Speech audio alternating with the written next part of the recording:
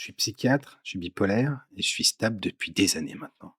Et les gens me posent souvent la question: «Comment est-ce que vous faites pour être stable? Vous avez de la chance, qu'est-ce qui s'est passé?»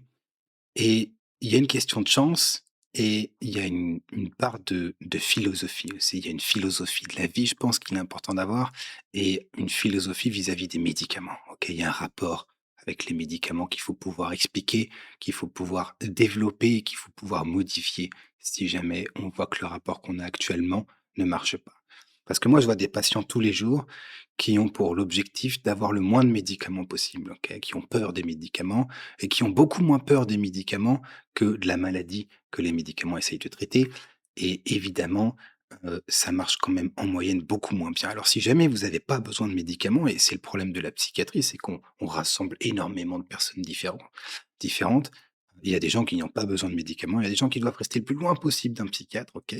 Et des psychotropes et cela, c'est bien d'avoir peur des médicaments. L'angoisse est justifiée, il faut la suivre, il faut ne pas prendre de médoc. Et puis, il y a d'autres types de patients qui ont des maladies mentales sévères qui font parfois partie de familles dans lesquelles la maladie mentale a fait des ravages depuis des générations, qui ont essayé de s'en sortir sans médoc depuis des décennies, qui n'y arrivent pas. Et ceux-là, s'ils ont encore peur des médocs, et ben malheureusement, le pronostic est assez sombre. Mais il est assez sombre pas à cause de la maladie en soi, hein. Il est sombre parce que entre la maladie et une forme de solution, et ben, il y a une angoisse qui rend la prise de médicaments impossible. Ok. Moi, je suis sous traitement et heu, on entend souvent cette remarque-là, je la remarque plusieurs fois par jour. Vous pouvez pas considérer que vous êtes, guéri parce que vous êtes encore sous camisole chimique, OK? J'ai un peu de mal, à adhérer avec cette proposition-là. Je comprends d'où ça vient, hein, mais j'ai un petit peu de mal parce que moi, je le vois autrement. Je suis de toute façon prisonnier. La maladie est une prison, OK? Sans médicaments, je suis dépressif 6 mois, 7 mois sur 12. Quand je suis pas dépressif, je suis soit en train d'essayer de rattraper les dégâts de quand j'étais dépressif, soit je suis haut et donc là, je suis agressif, je suis irritable, je dors pas bien, j'ai plein d'idées, je me sens plus malin que les autres alors que je suis plus bête que d'habitude. Je pourrais finir par devenir violent physiquement. Je peux être violent verbalement, il y a absolument aucun problème. Hem et j'ai pas ce problème, hein, ce médicament, OK? Et donc en fait, pour moi, la maladie m'a emprisonné, mais depuis longtemps, tu vois? C'est vraiment ça date pas d'hier. Quand j'étais gamin, dès que je dormais pas assez bien, j'étais énervé. Mes problématiques d'humeur, ça a commencé à 15 ans. Et moi, je le vois autrement, tu vois? Les médicaments m'ont permis de me libérer, OK? Donc tu peux dire que c'est une prison, honnêtement. Et puis quand tu sors de prison de fait, tu peux dire que tu es dans une autre prison, tu vois? Quand tu sors de la prison avec les barreaux, tu peux dire que en fait, tu es dans la prison sociale et tu peux toujours être dans une forme de prison. On peut intellectualiser des prisons comme ça de tous les côtés. Mais encore une fois, moi, je suis un type assez simple, tu vois? Si jamais je suis mieux avec les médocs que sans les médocs, je prends mes médocs, OK? Et vraiment, c'est aussi simple que ça. Alors évidemment, faut pas qu'il y ait des effets secondaires sur le long terme qui soient problématiques, mais encore une fois, moi, j'ai pas vraiment 36 solutions parce que sans ça, ça ne marche pas, OK? Donc l'idée, c'est vraiment d'avoir ça en tête, c'est que les gens qui terminent en disant: «Oui, mais en fait là, il est pas vraiment bien parce que pour être bien, il faut être sans médoc». On dirait pas ça un insuffisant cardiaque, OK? On dirait pas un insuffisant cardiaque: «Ouais, mais t'es pas vraiment bien tant que t'as pas enlevé tous tes médocs», parce que on sait que l'insuffisance cardiaque, spontanément, ça n'évolue pas forcément très bien. Alors il y a différents types d'insuffisance cardiaque. Est-ce que la fraction d'éjection, est, conservée ou pas? On peut partir pendant longtemps, mais il y a des situations où personne ne va t'emmerder sur le fait que tu prennes des médocs ou pas. Et en psychiatrie, c'est vraiment important quand vous avez ce genre de raisonnement de savoir si vous êtes pertinent, si vous avez les compétences, pas la conviction, hein, les compétences, de savoir si vous êtes face à une maladie mentale ou face à des problèmes de la vie. Si on est triste parce que notre femme nous a quittés, c'est des problèmes de la vie. Si on a des suicides, des dépressions, des schizophrénies dans la famille, il est probable que ce soit de la maladie mentale. OK, à partir de là, qu'est-ce qu'on fait avec les médocs? Et est-ce que qui que ce soit est en compétence de dire: «Bon, ben, en fait, là, il faut les arrêter, on n'est pas vraiment libre», c'est à prendre avec des pincettes, OK. Je rate pas un comprimé, OK? Je prends 20 médocs par jour et je rate pas un comprimé. Si jamais je rate un comprimé de kétiapine, je le prends un petit peu plus tard. Je dois rater un comprimé de Concerta tous les mois, un truc du genre, mais je rate pas un comprimé, OK? Il y a une rigueur là-dessus, qui est à mon avis exemplaire. Je rate pas un comprimé. Donc c'est vrai, des fois, j'ai des patients qui me disent, «Ouais, mais je suis pas stable» et puis en fait, ils prennent pas leur fucking comprimé, tu vois? Ils prennent pas les médocs. Et en fait, quand tu prends pas les médocs, ça pose 2 problèmes. Si les médocs pouvaient marcher et étaient efficaces, et ben, tu passes à côté d'une vie où l'humeur est stable et 2, si les médocs sont pas efficaces, et ben, on peut même pas être au courant parce que le psychiatre moi, je me dis des fois: «Bah, de toute façon, il les prend pas, donc on peut même pas savoir». En fait, ben, s'ils sont pas pris, on peut même pas savoir si c'est efficace ou pas, donc peut-être que si le patient les prenait tous les jours, on pourrait dire qu'ils sont pas efficaces et on passerait à d'autres médocs qui ont plus de chances d'être efficaces. Mais on sait pas, donc on stagne comme ça, OK, on attend. Et pour moi, de prendre les médocs, ça s'est pas fait du jour au lendemain, on est d'accord? J'ai dû mettre plusieurs alarmes et cetera et maintenant je le fais, tu vois? Je le fais presque naturellement, mais c'est une habitude qui se construit. Les habitudes se construisent, OK? Donc, je vois des gens j'ai pas encore rencontré de patients, j'ai 2 patients qui me viennent en tête où même avec les alarmes, ça marche pas tellement on est sur c'est un TDAH tellement massif que pour moi ça change de nom là, c'est des troubles cognitifs, et effectivement les alarmes suffisent pas. Mais pour la majorité des gens honnêtement si je dis à chaque fois que vous prenez vos médocs, vous gagnez 100 balles, ils arrivent à se motiver pour gagner 100 balles, OK? Et moi, bah, je prends mes médocs parce que si je les prends pas, c'est une catastrophe, d'accord? C'est une catastrophe. Donc j'ai essayé de les arrêter et ça a pas marché. J'ai essayé 1 fois, 2 fois, 3 fois. J'ai essayé de le faire, de façon lente à chaque fois, ça n'a pas marché. C'est pas une rechute de sevrage, ça marche pas, OK? Donc on a tous cette pensée de: «Oui, mais en fait, mmh, il suffit que je fasse ci, du sport, que j'aille à la messe, que je me lave les dents plus souvent, que, je change de parti politique». On peut tout faire, on peut tout faire. On a toujours des bonnes raisons, mais il y a des personnes qui ont une maladie mentale qui peuvent rien faire sans médoc, OK? Et ça, c'est un petit peu important de l'apprendre. C'est un petit peu essentiel à mon avis et si vous avez une maladie mentale et que vous traînez dans des groupes où les gens disent que la maladie mentale n'existe pas et qu'elle n'est que le fruit de, contraintes sociales, je me retirerais si j'étais vous de ce genre de groupe, OK? Parce que sur le chemin qu'on doit faire et le fait de se résoudre: «Ah bon, bah, effectivement, j'ai le crâne en vrac, j'ai le cerveau en vrac, il faut que je prenne des médocs» et ben, ce genre de groupe, ce genre de discours, à mon avis, vous grignote petit à petit, tu vois? La question n'est même pas de savoir si c'est vrai ou pas. Peut-être que toute la psychiatrie est du flan et que rien n'est vrai et que tout est le fruit du capitalisme. Si tu veux, pourquoi pas? Question, c'est est-ce que tu vas changer le capitalisme, toi, Fernand Robert, devant la caméra, là, en train de regarder? Est-ce que tu vas changer le capitalisme? Est-ce que tu as plus de chances d'aller mieux en changeant le système ou en prenant des médocs? OK. Parce que tu peux pas, faire ce que tu fais d'habitude, là, ça marche pas. Donc en fait, finalement, c'est vraiment même pas une question d'avoir tort ou raison. À partir du moment où vous pouvez pas changer le système et je vous promets, le système va pas changer tout de suite, c'est mal barré. Quand on regarde les projections, les élections présidentielles là, c'est pas dit que ce soit la gauche qui soit au pouvoir honnêtement. Donc je suis pas sûr que les conditions vont s'améliorer tout de suite et à mon avis, hein, il faut commencer à tabler sur autre chose. Donc si jamais vous êtes dans ce genre de groupe, c'est peut-être très bien, on peut être dans des groupes avec des discours comme ça, mais à mon avis, il faut prendre un peu ses distances parce que au delà de savoir si c'est vrai ou pas, j'ai peur que ça n'aide pas, OK?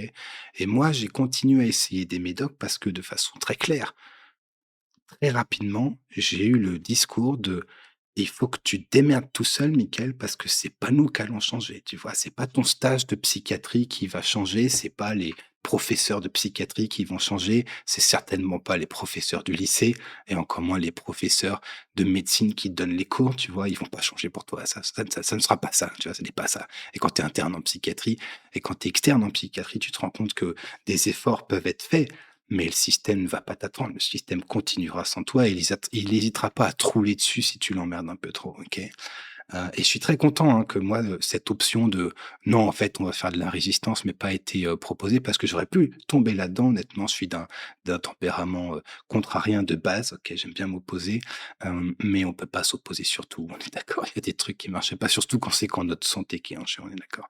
Donc moi, je suis assez content que ça m'ait été présenté comme ça et vu que je partais du principe que, ben, en fait, ma seule porte de sortie, c'était les médocs et ben, j'ai essayé un médoc, un autre médoc et cetera. OK, alors je dis ça parce qu'évidemment, j'avais fait de la thérapie. La thérapie, ça n'avait mené à rien. Il n'est pas montré que la thérapie permette d'aider, des gens à éviter d'avoir des rechutes d'humeur. OK, alors évidemment, si on a des gens qui fument de la coke, qui se couchent pas bien, qui dorment pas assez et qui prennent de l'héroïne entre 2. Sur le plan de l'humeur, c'est pas bon. Mais moi, je faisais déjà tout nickel. Je me couchais à la bonne heure, je faisais du sport, je me lavais les dents, j'ai fait mes vaccins, je faisais tout et je me tapais quand même des dépressions qui me clouaient au lit, OK? Donc, à ce stade, il restait que les médocs et je suis très content d'avoir pensé que les médocs pouvaient m'aider parce que sinon j'aurais pas insisté, OK? Il va falloir insister parce que les chances de tomber sur le bon médoc, tout de suite sont assez faibles, OK? Quand vous file un médoc pour un trouble bipolaire ou n'importe quelle problématique psychiatrique un peu sévère, vous avez une chance sur 2 que ça marche, OK? Donc ça fait une chance sur 2 que ça marche pas et puis après si le prochain marche pas et ben les chances diminuent donc parfois il faut, s'accrocher, hein et ça risque de prendre du temps et vous pouvez pas vous laisser avoir par des discours un petit peu dangereux comme ça. Alors évidemment, dans le lot, il y en a qui vont être suivis par un psychiatre pendant 3, 4, 5 ans et puis un jour, ils vont se dire: «En fait, c'est quoi ces conneries? J'arrête tout» et hop, ils vont aller mieux et c'est le souci, c'est qu'effectivement, il y a des gens comme ça et que ni le psychiatre ni le patient peut savoir dans quelle, situation on est, mais ça doit être apporté avec le doute. Vous voyez, il faut douter. On est sur des problématiques sérieuses, on est sur des maladies mortelles, des maladies qui font des ravages sur le plan de la société, sur le plan de la famille, sur le travail. C'est une catastrophe, OK? Et donc on peut pas approcher ça de façon, avec une certitude, quoi. On peut pas dire: «Oui, c'est à cause de machin bidule». On peut dire: «C'est possible que ce soit à cause d'eux». Dans tous les cas, je sais pas comment on va faire et tu vois, on va essayer un médoc, peut-être que ça marchera pas, peut-être que ça fera, effet, peut-être que ça sera pire et tu dois avoir le doute un petit peu à chaque fois comme ça et quand tu as le doute et que tu avances avec l'esprit un petit peu ouvert au doute et ben tu vois plus de choses que si tu essayes de confirmer ce que tu penses à chaque fois, OK? Hem, Ma femme me quitte dès que j'arrête mes médocs, OK? Si jamais là-bas je lui dis demain: «Bon ben, j'arrête mes médocs», elle me demande: «Pourquoi? Est-ce que ça te, fait une insuffisance hépatique?»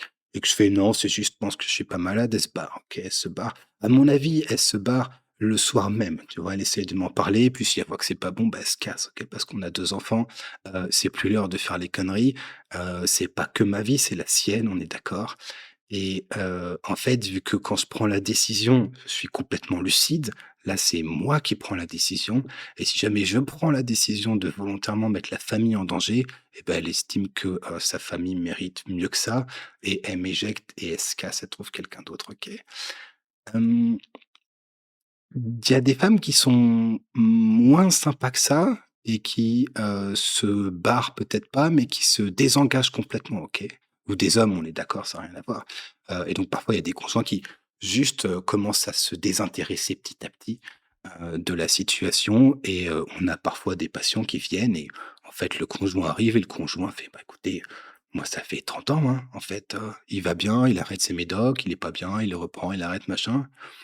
Vous faites un peu ce que vous voulez. Ça arrive, hein. Ça arrive parce que, ma femme, elle me doit rien du tout, OK? Elle me doit absolument rien. Elle a pas de bonus à la fin de sa vie si jamais, en fait, elle s'est emmerdée à rester avec un type qui, alors qu'il est bien, a commencé à prendre le risque de se dégrader, tu vois? Il y a pas de il y a pas de bons points, de décoration, de médaille ou quoi que ce soit, en fait, hein, OK?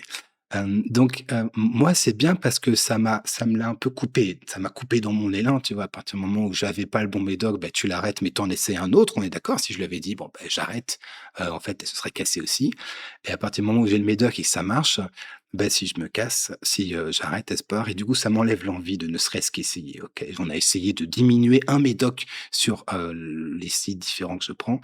Ça n'a pas marché, on a fait ça plusieurs fois, c'est fini, tu vois? On arrête les conneries comme ça.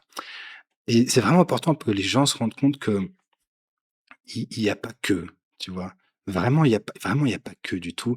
Il y a autour des patients une famille, un entourage, qui soit professionnel, qui soit, amical, enfin, il y a plein de monde autour des gens et les gens qui ont encore la chance d'être entourés, doivent avoir en tête qu'ils ont, à mon avis, une forme de devoir vis-à-vis des personnes qui tiennent à eux. Alors effectivement, si tu es dans une famille qui, a été à l'origine de maltraitance, ça complique les choses, on est d'accord. Mais, pour ceux qui et tout le monde n'est pas dans ces situations, hein, pour ceux qui ont la chance d'avoir autour d'eux des gens proches, à mon avis, de se battre pour aller mieux fait partie des choses, qu'on doit aussi aux personnes qui prennent soin de nous, tu vois? Tu peux pas juste, faire tes petites expériences, te dire: «Allez, je vais quand même fumer un peu de cannabis parce que pourquoi pas?» Et après, t'attendre à ce que les gens continuent à soutenir, tu vois? J'ai des fois des patients qui me disent ça: «Ah bah, dis donc, Mon mec, il m'a dit, que j'étais vraiment qu'une emmerdeuse, c'est pas une chose à dire, à quelqu'un qui a une maladie mentale, mais hem, ça change absolument rien au problème, tu vois? Les gens vont se lasser. Les gens vont se lasser et quand les gens se lassent, on regrette souvent de ne pas avoir fait plus d'efforts avant, OK? La vie est dure, hein, la vie est dure. On est d'accord? C'est pas un jeu, c'est pas un film. Il est tout à fait possible que tout le monde nous envoie bouler, qu'on se retrouve tout seul avec nos idées, nos convictions et là, en moyenne, on n'a vraiment pas l'air con, OK? On n'a vraiment pas l'air très malin. Donc je pense que c'est important d'avoir ça, que les gens en tête que, bah, il y a la famille à côté et que, ça va tirer et moi, je vois des patients presque tous les jours où en fait, soit ils sont seuls parce que, bah, ils sont pas stables et que ça a fini par tout a fini par partir, soit, ils sont stables ou ils sont en train de l'être et en fait, c'est quelqu'un de la famille qui est pas stable et qui envoie absolument tout bouler, qui est odieux à chaque, réunion de famille et puis qui après s'offusque en disant: «Vous me parlez même plus» et cetera. Donc ça fait vraiment des dégâts, des dégâts considérables et je pense que c'est important que les gens aient en tête que, ces décisions se prennent, à 2, OK? Ça se prend à 2 ou plusieurs aussi parce que, la maladie nous prive de notre lucidité, OK? Je suis pas très malade moi en termes d'intensité. Mon problème c'est que ça prend du temps, tu vois? C'est comme la canicule là, les 1 la première canicule, il faisait 42-43 mais c'était assez court, OK? Donc on avait très chaud. Hem, mais je trouve que c'était plus facile à supporter que quand ils faisaient, 39 et que ça durait une semaine, tu vois? Et les patients aussi, à mon avis, de mon expérience, en tout cas les patients à la fin, ils en pouvaient plus. Franchement, tout le monde était claqué, tout le monde était un peu vénère. Il était temps que ça s'arrête, franchement, il était temps que ça s'arrête. Et donc moi, mon souci, c'est pas d'avoir une phase dépressive où je suis suicidaire et j'arrive à l'hôpital, ni une phase maniaque où on me voit, à poil dans la rue. Le souci, c'est que mes phases dépressives, elles se comptent en mois et qu'elles sont toujours là tous les hivers, tu vois? Hem et quand je suis en phase un peu haute et ben, j'ai l'impression que, il y a pas de souci. Moi, j'ai pensé être plus malin que les autres, j'ai même pas de trouble bipolaire, c'est que des conneries. On a tous pensé ça, OK. Et malheureusement, entre les fois où je suis pas bien et les fois où je suis bien, le moment où je me rends compte que ça déconne et ce qu'il faut faire est quasiment inexistant, OK. Parce que quand je suis bien, il y a pas de souci et quand je suis pas bien, ben en fait, soit le problème, c'est les autres, hein, quand je suis en phase haute, tout tout le monde déconne, tout le monde est con sauf moi, quand je suis en phase haute. C'est comme quand tu conduis, quoi. Putain, il y a 6 milliards de gens, ils conduisent tous comme des cuiches, tu vois? Donc quand je suis en phase haute, tout le monde est con et quand je suis en phase basse et là, je suis insupportablement chiant quand je suis en phase basse. Donc là, je le dis, de Clara et j'ai quelques souvenirs, mais en phase basse, c'est moi, moi, moi, moi, moi, moi. Alors, qu'est-ce que je pense? Quelles sont mes émotions? Quels sont mes sentiments? «Ah là là, lui, il est méchant. Ah là là, lui, il est pas comme il faudrait. Ah ouais, tu te rends compte, on m'a dit ça et c'est vraiment dur. Est-ce que tu penses que je serai comme ci? Est-ce que tu penses que je devrais être comme ça demain?» Moi, moi, moi, moi. OK. Du coup, ça pour Clara, c'est insupportable. Ça lui fait péter un câble. Donc on a parfois des discussions, on avait des discussions catastrophiques où, en fait, ça se termine par Clara qui dit: «Mais en fait, j'en ai rien à foutre là, Mickaël. En fait, tu me gaves, tu vois? Tu as dit la même chose hier, avant-hier, j'en peux plus en fait. Tu avais ta kétiapine, ça allait bien, tu baisses ta kétiapine d'un comprimé, ça va moins bien. Donc là, ce que tu fais, c'est que tu reprends ta kétiapine et tu de me saouler en attendant», tu vois? Et c'est dur quand tu entends ça, tu vois? Tu te dis: «Putain». En fait, c'est pas la maladie, c'est pas moi que Clara rejette là, c'est la maladie que Clara rejette. C'est qu'effectivement, moi, quand je suis pas bien et ben, je peux parler pendant des plombes et je suis issu d'une famille d'intellectuels et on dirait pas comme ça, mais je peux intellectualiser, je peux parler, je peux créer des concepts et des machins, pendant des heures, si tu veux. Donc en fait, ça peut ne pas avancer, je peux faire du surplace alors qu'en fait, le vrai problème, c'est qu'il faut que tu prennes des fucking médocs, Michael et la prochaine fois, tu les arrêteras pas parce que chaque fois tu me les brises sévère, Michael, OK? Et du coup, ça m'a fait un bien fou, je pense, d'avoir quelqu'un à côté qui mettait des limites, tu vois? Il faut rester simple. Tu vois, il faut rester, à mon avis, très, très simple. Il faut avoir d'excellentes raisons pour aller compliquer les choses. Donc quand dans ta famille j'ai vu un patient il y a 3 jours là, il y a 4 suicides et 2 personnes sous lithium et un type qui fait des électrochocs et que tu as fait 10 dépressions, et ben, tu prends du lithium toi aussi, tu vois? Tu restes simple, OK? Tu restes simple. Et après, si le lithium et machin bidule ne marchent pas, tu pourras aller commencer à faire de la philo, à faire du Kant, à faire du marxisme. Tu pourras faire ce que tu veux après, OK? Mais tu commences comme ça. Si tu veux avoir des chances de t'en sortir, tu commences comme ça, OK? Parce que pour un témoignage d'un intellectuel qui vous dit: «En fait, je me suis rendu compte que il suffisait que je mange des concombres rôtis», au passage, vous pouvez trouver des concombres sur mon site internet, il y a une promo. Et ben, vous avez des centaines de milliers de pauvres âmes perdues qui ont tout foiré, qui sont sans fric, sans famille, sans rien. Et alors là, oui, on est d'accord, à partir du moment où tu as plus rien, pour remonter niveau humeur, c'est plus compliqué, tu vois? Ça devient quand même plus compliqué, OK. Donc il faut que les gens aient en tête que, 1, les décisions ne peuvent pas se faire seules, et 2, qui laissent baisse un peu les armes, tu vois? La maladie mentale existe, elle peut te prendre tout et tu n'es pas capable de l'évaluer, donc tu vas avoir besoin des gens, OK? Alors si tu es tout seul, bah, ça peut vouloir dire, bah, y a OK, il y a les infirmiers à domicile qui viennent me filer mes docs, comme ça fait au moins une personne 2 fois par jour qui voit un peu dans quel état je suis, tu vois? Il y a pas mal de choses à faire. Hem Et une fois que vous êtes stable, une fois que les gens sont stables, qu'ils ont fait l'effort de prendre les médocs et cetera et ben, après ils peuvent commencer à faire la différence entre, beh, qu'est-ce qui est de la maladie et qu'est-ce qui est moi? OK? Mais sinon, c'est mort et sinon, je suis désolé, je vais en choquer quelques-uns peut-être, sinon, vous êtes tous les mêmes. Vous vous ressemblez tous. C'est toujours les mêmes histoires, c'est toujours les mêmes craintes, c'est toujours les mêmes discours. Et il y a finalement très peu de façons d'être malheureux. Il y a une infinité d'histoires que les gens peuvent raconter pour expliquer leur souffrance, mais une fois qu'ils sont dans cet état, il n'y a pas 36 000 façons d'être malheureux. Et en fait, si quand on regarde les gens qui sont pas traités, eh ben, ça se ressemble énormément, OK? Énormément.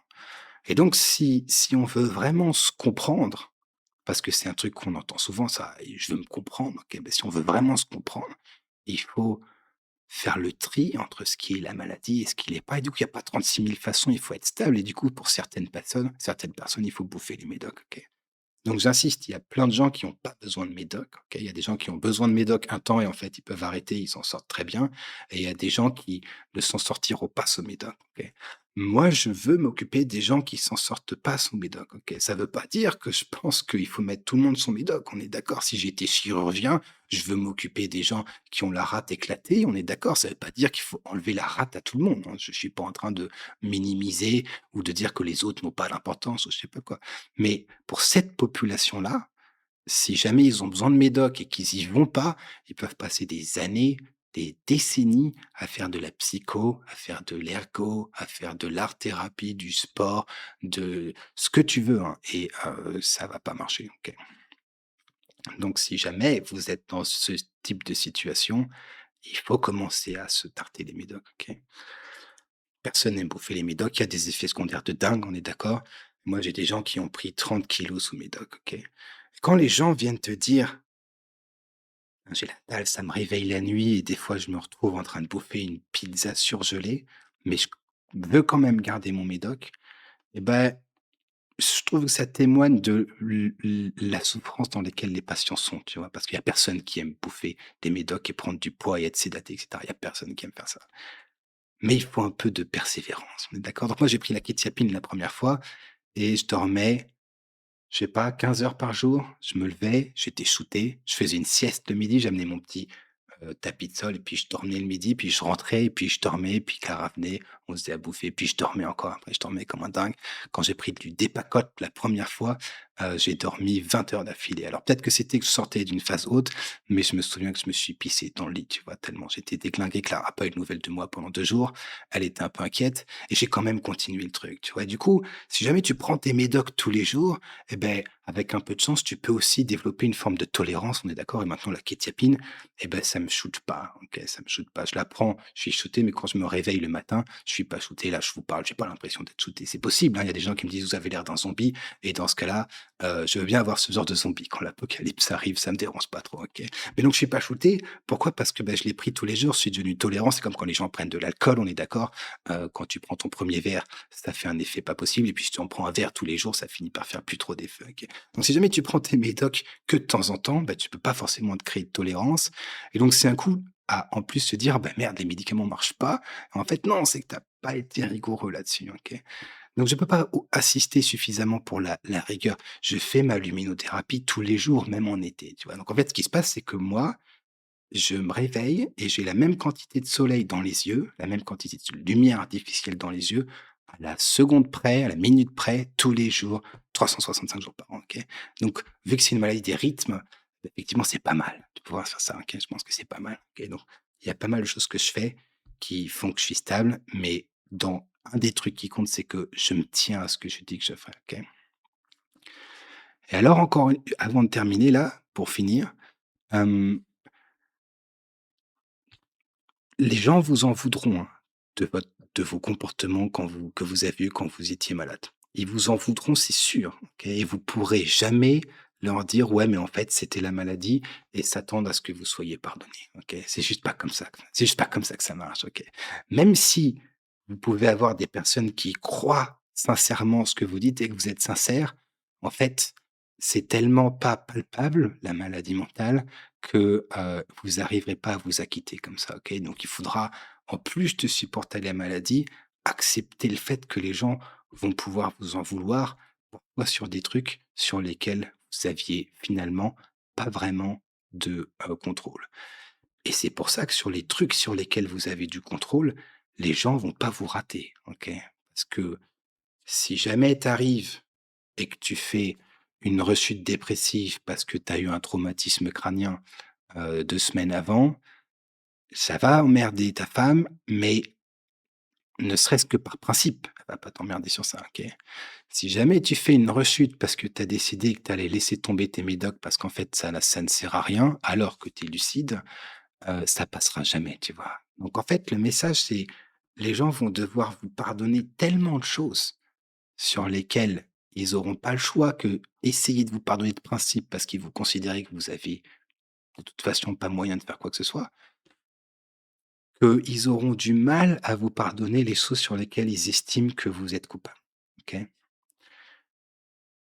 Et du coup, le problème, c'est que quand vous avez à droite à gauche des gens, des discours ambiants qui vous disent: «Maladie mentale n'existe pas, il faut se bouger le derrière, il faut arrêter les médocs, il suffit de faire ci ou faire machin, il suffit de donner de l'argent à tout le monde et qu'il y ait plus de pauvreté». Eh beh, ça a un coût, ces trucs, OK? Alors là, on est sur un paradoxe parce que soit ces discours n'ont aucune importance et du coup, bah, les gens arrêteraient de le dire, tu vois? Naturellement, soit ces discours ont un impact et autant je suis pas sûr que sur les politiciens, il y ait vraiment d'impact durable, de changement avec ce genre de discours. Autant, sur les gens qui sont suivis en psychiatrie, je pense que c'est un vrai souci d'avoir une atmosphère ambiante de et ben, il faut qu'il se bouge, il faut qu'il arrête et cetera. Il faut que, c'est, le capitalisme ou LFI ou Macron, je sais pas quoi, parce que, bah, effectivement, petit à petit, ça te stigmatise encore plus, tu vois? Parce que si la maladie mentale n'existe pas, bah, pourquoi est-ce qu'il a fait une fucking dépression une fois de plus, tu vois? Quelle excuse il a? D'où ça vient? OK? Donc en fait, la déstigmatisation, ça a toujours un coût, c'est toujours une transaction, tu vois? Donc moi, quand je dis: «Les malades mentaux sont en moyenne plus violents que la population générale», ça veut dire: «Les malades mentaux sont en moyenne plus violents que la population générale». Ça veut dire que ça, OK? Il y a pas besoin d'ajouter quoi que ce soit. Clairement, si tu regardes le nombre total de violences, eh ben, il y a moins de violence. Parce qu'il y a moins de malades mentaux que de gens qui n'ont pas de maladie mentale, OK? Mais tu peux pas juste dire: «Les malades mentaux sont plus souvent victimes de violences qu'auteurs». Un, t'as pas les chiffres pour défendre ça et 2, si tu mets de côté complètement ce surrisque quand tu es atteint de maladie mentale, comment tu fais quand tu as un patient qui est plus violent? Comment tu te démerdes? OK? Je veux dire, comment tu te démerdes? Parce que moi, un de mes arguments, quand j'ai quelqu'un par exemple, la femme m'a dit: «Bah, écoutez là, Ça fait 2 3 jours qu'il dort pas et il m'a quand même poussé 2 3 fois et mon fils de 5 ans aussi. Qu'est-ce qu'on fait?